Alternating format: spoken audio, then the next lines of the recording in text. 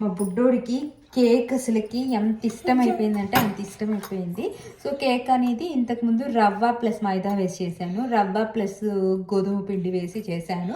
అవి రెండు చేస్తే ఎందుకో గోధుమ పిండి కూడా గ్లూటెన్ ఉంటుంది కదా, సో ఈసారి కొత్తగా ట్రై చేద్దాము అని చెప్పేసి ఇదిగో మా వాడు కేక్ చేద్దామని చెప్పేసి బ్యాటర్ పట్టుకుని ఇదిగో రెడీ అయ్యాడు.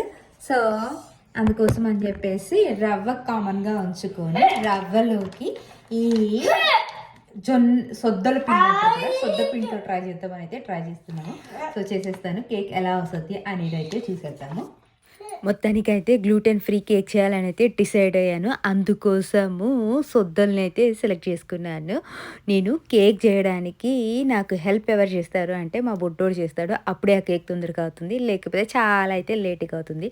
మొత్తానికి కేక్ ఎలా వచ్చింది ఏంటి అనేది నెక్స్ట్ వీడియోలో షేర్ చేస్తాను.